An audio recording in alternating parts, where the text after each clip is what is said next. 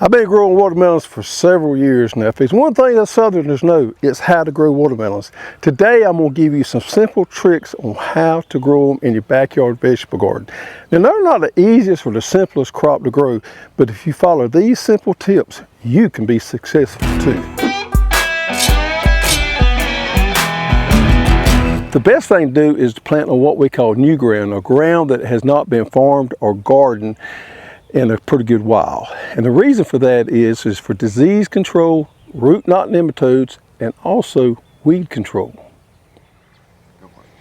The next one is using drip irrigation. And the reason you want to use drip irrigation because watermelons have a shallow root system, and it's really hard to get water down there to those roots when you have these sprawling vines, and you don't want moisture on these vines because that's what causes a lot of these disease problems.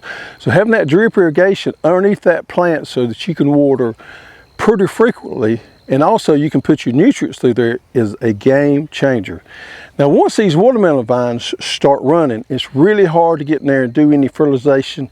So being able to inject that fertilizer through that drip irrigation makes a lot of difference. Now watermelons don't need a lot of nitrogen. They're what I classify as a medium feeder. They like a good balanced fertilizer. So I'm going to tell you the way I fertilize my watermelons.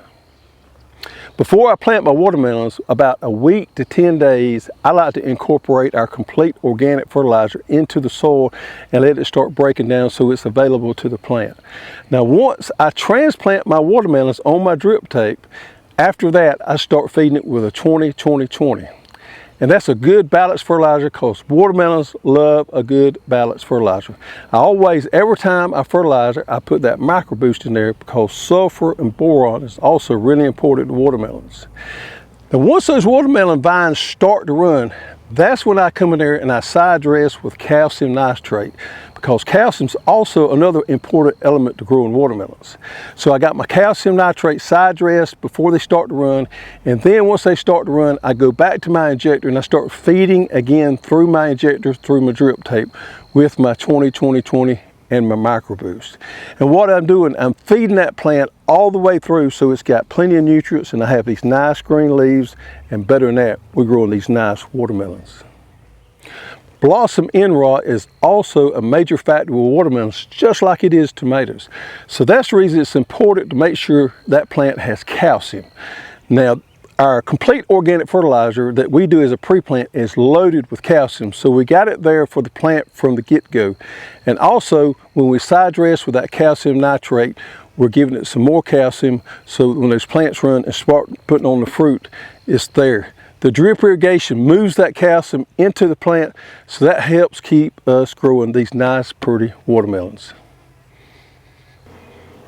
Now it's just a fact, you've got to have pollination to make watermelons.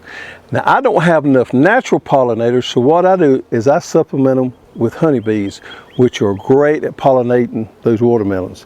So many times I hear people say, well, I'm gonna wait and see. Well, you simply just cannot do that. You got to have a plan up front. If you don't have those natural pollinators, and plenty of them, you better have you a plan to have you some honeybees or bumblebees to help ensure that you have that pollination, because you've got to have pollination to make watermelons. Simple as that.